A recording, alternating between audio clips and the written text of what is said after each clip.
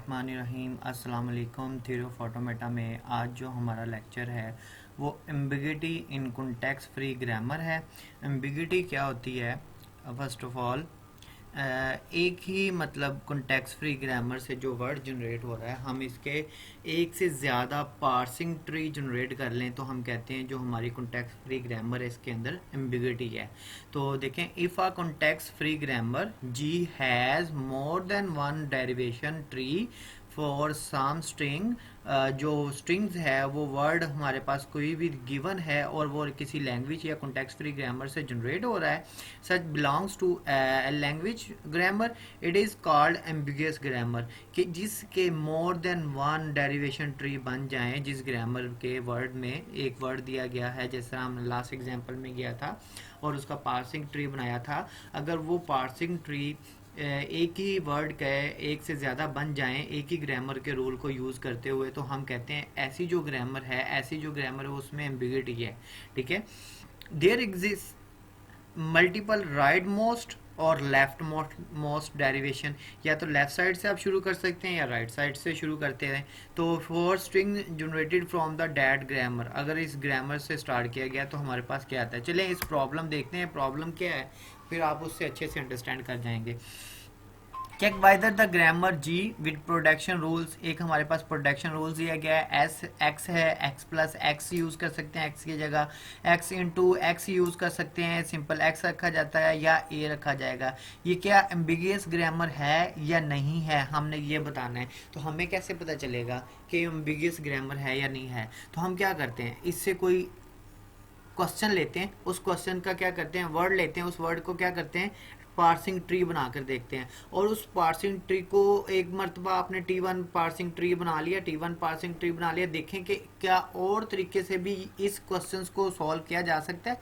Like ये आपके पास expression दिया गया है, ये वर्ड दिया गया है ए प्लस ए स्टेरिक ए, ठीक है, ए प्लस ए स्टेरिक ए। तो हम इसका पहले हम डेरिवेशन ट्री बना के देखते हैं। फर्स्ट ऑफ ऑल हमारे पास ये स्ट्रिंग डेरिवेशन प्रोडक्शन रूल से हमने ये वर्ड बनाना था।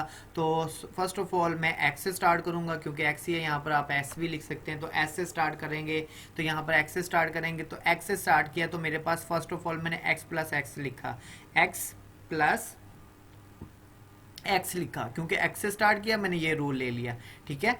और फिर मेरे पास एक एक्स ये है और एक एक्स ये है। अब ये नॉन टर्मिनल है, इनकी जगह हम पुट कर सकते हैं, जो हमारे पास प्लस सिंबल हैं या ऑपरेटर हैं हम इसको टर्मिनल्स कहेंगे। ठीक है, स्मॉल लेटर्स हैं तो ये टर्मिनल्स ही कंसिडर किए जाते हैं। तो मैंने यहाँ पुट किया। अब देखें मुझे क्या चाहिए, ए plus A steric into A into A.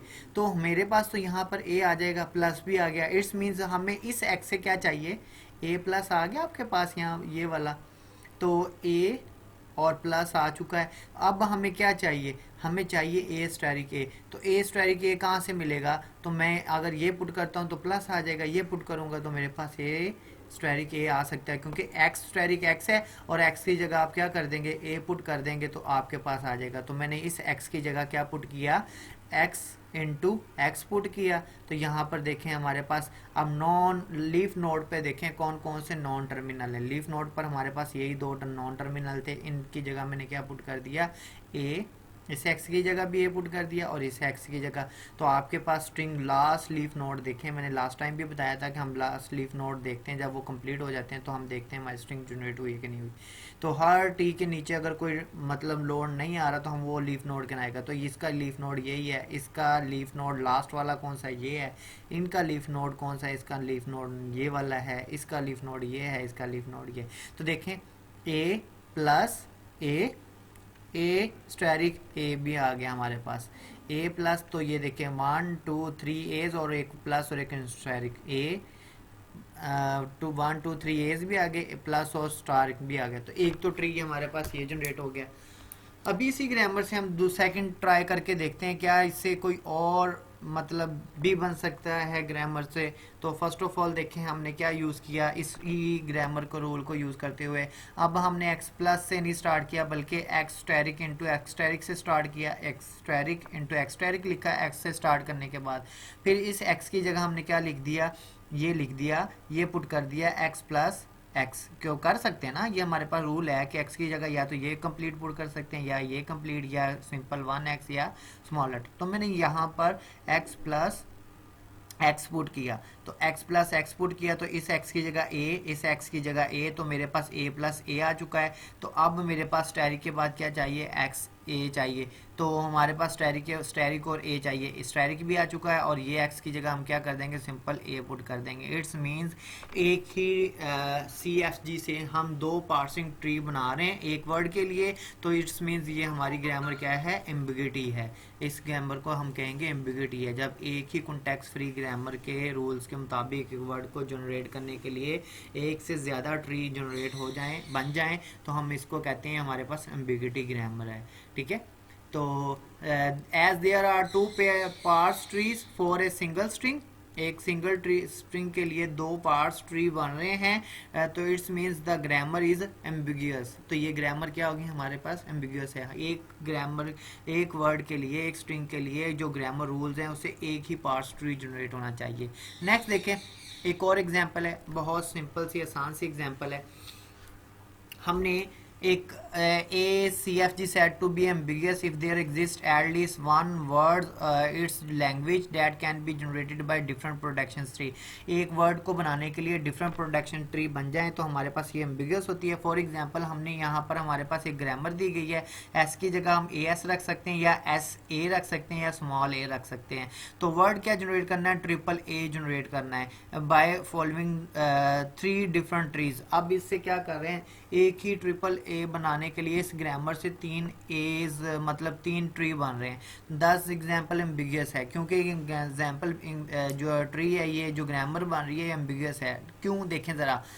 First of all हमने एस से स्टार्ट किया, हमने क्या रखा, ए एस। हमें कितने ए जनरेट करवाने, 3 एस, तो मैंने ए एस रखा। तो यहाँ पर एस से स्टार्ट हुआ, एस की जगह मैंने क्या रख दिया, ए एस, मैंने ए एस रख दिया। अगेन इस एस की जगह मैंने क्या रख दिया, ए एस ही रख दिया। तो मेरे पास देखें 3 एस, लीफ नोड देखें सारे हमारे पास टर्मिनल है, तो इट्स मीन्स ये 3 एस जनरेट हो गए। एक तो रोल ये हो गया था हमारे पास, एक ट्री ये बन गया। दूसरा ट्री देखें, क्या इसी ट्री इसको जुड़ाने के लिए कोई एक और ट्री भी बन सकता है। तो पहले मैंने क्या रखा, ए एस रखा, इस एस की जगह मैंने एस ए रख दिया, एस ए रख दिया इस एस की जगह। पहले हम क्या रख रहे थे, सेम वही ए रख रहे थे। तो ऐसे रखा तो इट्स मीन्स हमारे पास ए और ए, 3 ए ये भी जनरेट होकर लीफ नोड तीनों टर्मिनल्स हैं। तो इट्स मीन्स ये एक ट्री ये बन गया। थर्ड ट्री देखें कौन सा है। थर्ड ट्री में हमने क्या लिखा कि एस से स्टार्ट किया, ऐसे रख दिया, ऐसे रख दिया, फिर हमने इस एस की जगह क्या रख दिया, ऐसे रख दिया। इट्स मीन्स एक ही वर्ड जनरेट करने के लिए ग्रामर के 3 ट्री जनरेट होने। इट्स मीन्स ये ग्रामर जो है हमारे पास एम्बिगुअस है। तो अनएम्बिगुअस क्या ऐसे होगी, एम्बिगुअस ये होगी कि एक ही तरह का ट्री जनरेट हो एक लैंग्वेज को जनरेट करने के लिए, वो हमारे पास अनएम्बिगुअस ग्रामर होगी। तो ये हमारे पास क्या है, अनएम्बिगुअस ग्रामर है। कैसे, देखें ज़रा। अब आपने ट्रिपल ए जनरेट करने हैं, वही इसी तरह it is a not ambiguous are neither the word triple A nor any other word can be derived more than one production trees। तो derivation tree for a triple A is as follows। अब triple A generate करने तो हमारे पास rule सिर्फ यही है कि हम AS पुट कर सकते हैं A। तो देखें डेफिनेटली 3As के लिए हमें AS पुट करना पड़ेगा। अगेन हमें यहाँ पर एक S मिला है तो फिर अगेन AS पुट किया, यहाँ इस एस की जगह ए एस पुट किया, तो हमारे पास ट्रिपल ए आ गया। तो कोई और तरीका है क्या इस रूल को यूज़ करते हुए कोई और डिफरेंट ट्री बन सकता है? नो, दैट्स वाई जो हमारे पास ग्रामर है ये एम्बिगुअस ग्रामर है।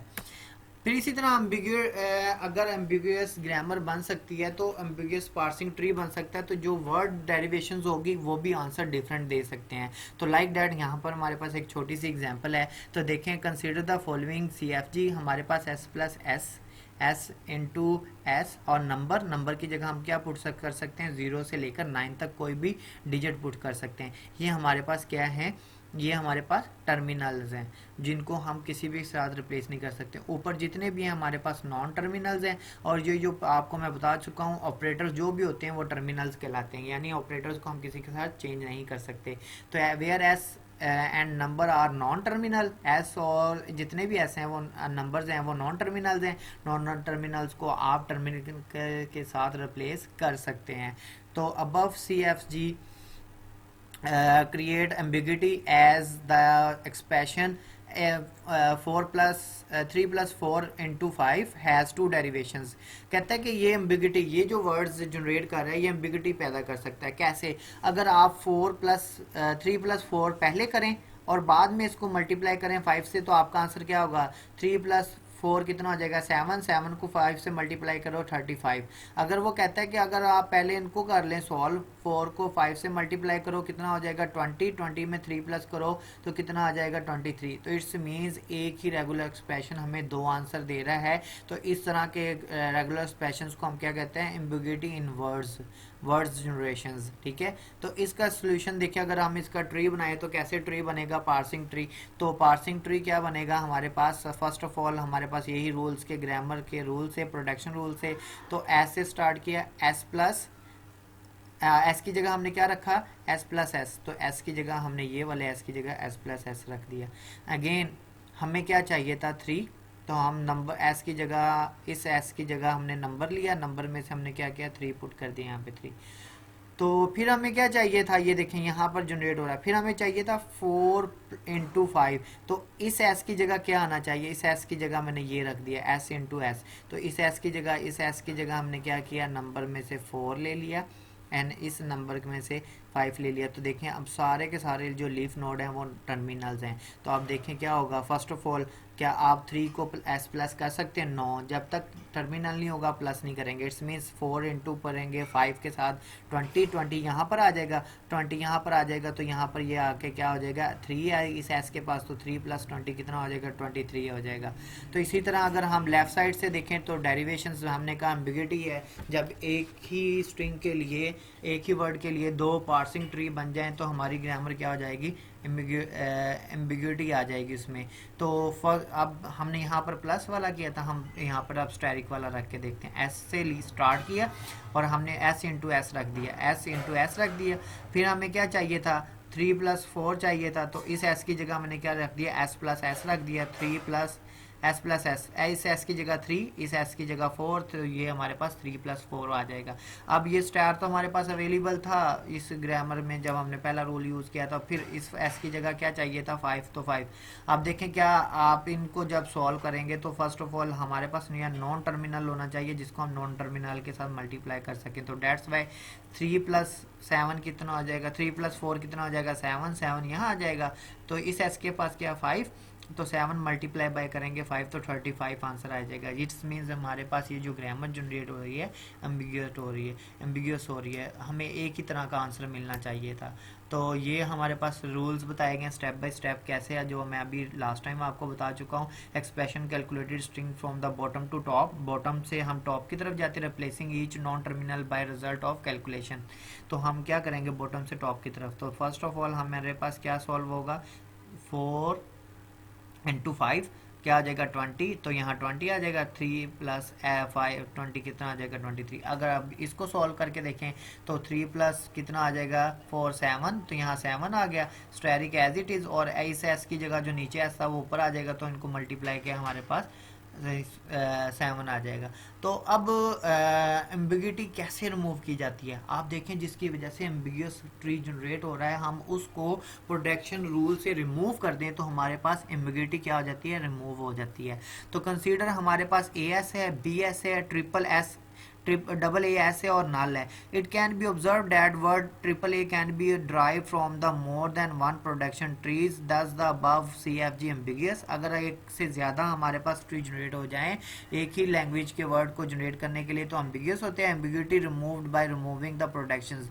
अगर हम देखें ट्रिपल ए, तो ट्रिपल ए इस ए से ए एस से भी ट्रिपल ए जनरेट हो सकते हैं. तो इसका क्या मकसद है? इसको क्यों यूज़ किया गया?